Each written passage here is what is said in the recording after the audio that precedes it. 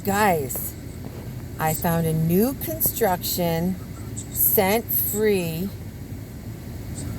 hotel in my price range. So I'm on my way there today. April Fools!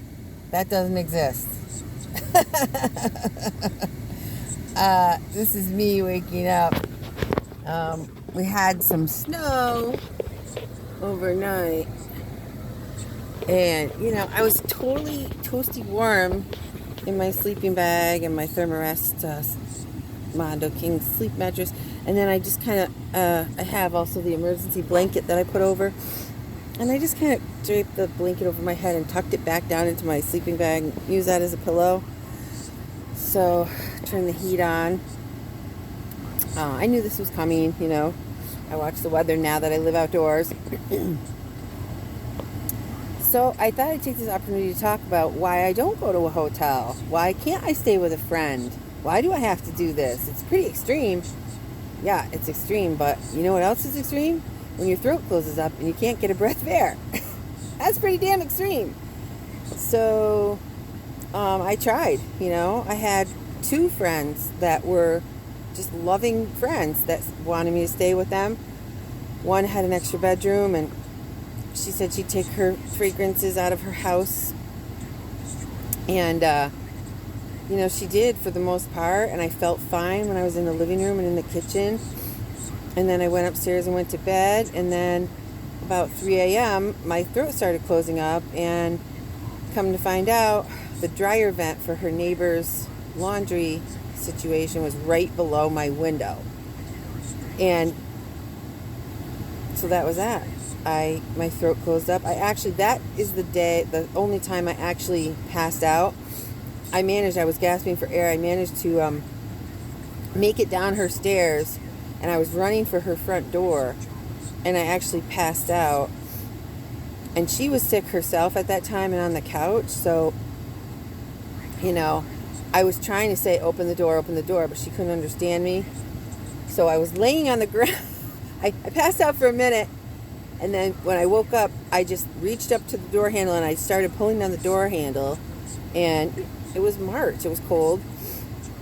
And so I managed to get the door handle open and got my face next to like a little crack of air. And I just took enough breaths of the outdoor air. And that was in Plattsburgh, New York, where I could at least stand up on my feet. And then I literally grabbed my dog and got in my car, left all my stuff behind, and drove here to the top of Lion Mountain, where I knew I could get fresh air. And recovered, but I was so depressed. I mean, I cried and cried because I was excited. I was like, yay, I finally found a way out. And then I had to go back. And then it happened again. I want to say September of this year. I had a friend my friend Amanda, and that first friend was Becky. Thank you, Becky. And Becky's done a lot for me. I mean, I just love her, and she's really helped me. And then my other friend was Amanda. She got moved up here for her job. So she was in some housing supplied by her work situation, and there was brand new carpeting in there. So I was fine in the living room where the hardwood floors were and in the kitchen, but I said, she said, don't go home, just try it. So I did, and I had all the windows open because it was summer. But again, I couldn't, I did manage to fall asleep for a little while. Again, same thing, waking up, having a hard time breathing, grab the dog, get in the car, drive to the top of the mountain, lay here gasping for air. You think I would have figured it out sooner, but no, apparently I have a hard head. So that's why I can't stay with a friend. I had to have a tooth pulled. I'll talk about that in another video, but I had to have a tooth pulled, and I had to go to Ballston Spa, and I was too weak to drive all the way down there and back, especially after getting a tooth pulled. So I was looking for a hotel in that area that would be able to accommodate scent-free, fragrance-free. And there is one, apparently it's like a fragrance-free, like a spa or something, which I'm sure would have cost me an arm and a leg, but I was willing to do it because hello, it was a need. But they're seasonal. And so that didn't work, obviously. So then I searched all over the country. I found out that there is an MCS community in Snowflake, Arizona. So I called there. I talked to the lady. I got on the waiting list. She said, don't get too excited. The waiting list is usually 10 to 12 years long. No one ever leaves. They basically leave when they, buy the farm. Then they leave and there becomes an opening. So I said, all right, I guess that's not going to work out. So I started looking for other communities or places that I could go. And there is one in Texas. Great, fantastic. The rent, $3,600 a month. And, I'm on disability, so I make about less than half of that amount. So, okay, so what are we going to do? I'm a problem solver. I'm going to find somewhere on this earth where I can be. So then I started looking into off-grid, right? Because I realized that off the grid means no electricity. No electricity means no dryers. No dryers mean no dryer sheets, because those are really, they've been so far my kryptonite. And so I started looking at these off-grid intentional communities, and I started calling these people. And, things started coming to my mind like Jim Jones, David Koresh, better be careful here. So I really didn't find a community that I thought was, cool. So I just recently stumbled upon this, my friend actually sent me the link for this Commonplace Land Trust near Cortland, New York. And they have an intentional community there, and they have 400 acres, and they grow their own food, and it sounds really awesome, So I called there to talk to them, and I met this really cool woman named Anna, and then there's another woman there named Allison. Those were the people that I talked to there. And, Anna really is interested in recruiting MCS people, because apparently they have kind of two spots, and the spot at the bottom of the hill is for people who don't have MCS, and the spot at the top of the hill is for people who do have MCS. And it sounds pretty cool, and I really like it, and I still am going to check that out. But it's not something, I can't just rent a plot of land from them indefinitely. You have to be vetted, that they're not going to let anybody in because they're a community. So I had to write a letter introducing myself to the community. I wrote pretty much a long text message because at the time, I don't know, my email wasn't working and I couldn't get my brain to... So I did that, and I guess they're checking me out, and I do want to go and camp there. Just camp there and see what it's like. How do I feel? That's the important thing, right? I know I feel good right here. I don't necessarily know if I'm going to feel good on a hilltop in Cortland County, She did say there's a lot of dairy farms in the area. That means pesticides, Obviously, I can't handle pesticides. I have to buy organic produce. If I buy non-organic produce, I can do it. I have to peel off the outer, wearing gloves, because if I touch the pesticides and then accidentally touch my face, I'm going to have a giant red welt right here. So that's why I can't go to a hotel or, and I appreciate people saying, there has to be some other option, So I have this social worker lady. Okay, so the reason I have this social worker lady is because my health conditions were so severe that my doctor was starting to think about putting me in a nursing home. Because when your patient tells you, I can't stand up long enough to take a shower, I'm having trouble making it to the bathroom, I can't stand up long enough to cook a meal, that's what you do. You think you suggest that.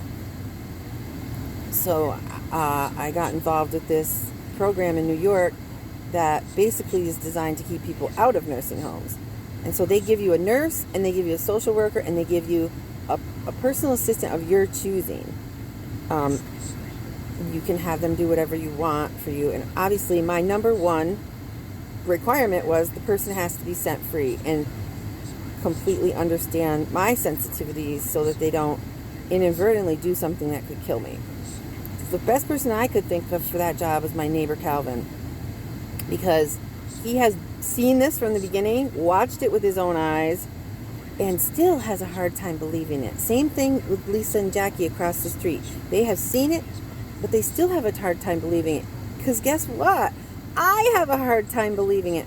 Why? Because it just defies reason. It just does not make sense. How can a person be allergic to every chemical? I mean, Lisa and Jackie switched to fragrance-free dryer sheets, and they still bothered me because I don't know what is in it, but something is in it, and it made me really sick.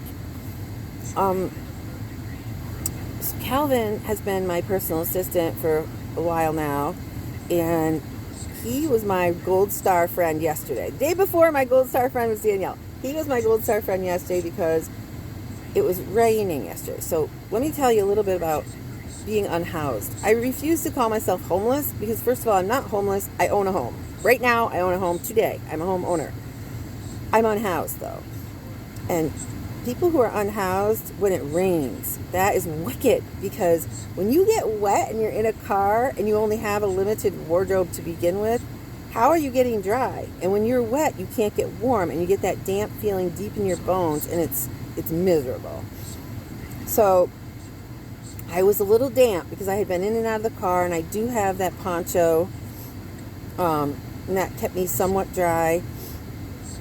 But I was wet and I was cold, and I tried to get into the roof box above, and I was standing on that ladder, and my hands were shaking, and I couldn't do the key, and then it slid funky, and I was like, okay, I give up. I had climbed up it 4 times. Like, I climbed up it once, twice, 4 times.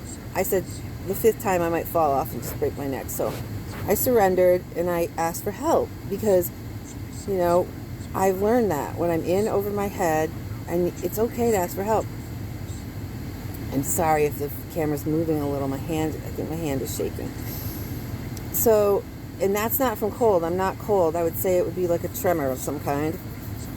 So I called him at 9 o'clock at night. He said, yeah, give me a few minutes. I'll come up. It's 6 miles. He lives at the bottom of the mountain. So he got all suited up, and he drove up here at 9 o'clock at night. He fixed my roof box situation for me, and he actually he went to my moldy house, which, I'm going to have to stop taking things from my moldy house. But last night, I was desperate because I only have so many foods I can eat, and there was this one soup, this butternut squash soup that I can eat. So he went there, and he warmed, and I didn't have any more travel mugs because he brought them to me, and when they were dirty, I just threw them out because what am I doing with them? I couldn't wash them, I mean, you can wash camp dishes, but I wasn't set up to do that. So he brought me this butternut squash soup in one of his thermal mugs. And oh my gosh, can I just tell you, that was the best soup I've ever had in my life because it was warm and hot. And it's so comforting to have something warm. And I didn't, earlier in the day when I had my Coleman stove out, I should have boiled water and put it in that water tumbler. But I didn't. Hindsight's 20/20. So that's my situation today. It's coming down pretty good, the snow, and we're supposed to get up to 1 foot. But I'm okay. I'm hunkered in here. I've given this guy my word that I would be out of here during business hours, So I'm about to leave here and go to my other spot to hang out. A shout out to Subaru. I have a Subaru Forester 2009 LLB edition with the cold weather package, which is key because it has heated seats, it has heated windshield wiper thingies, and it's great. It's great. So, and it has all-wheel drive. So we're only supposed to get 12 inches.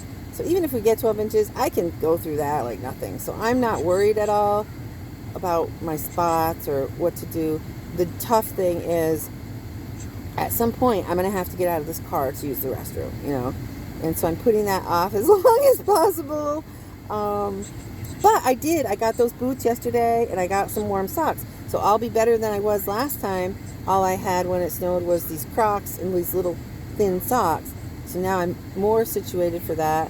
And I do have my poncho, and I have my Frog Togs thing that's...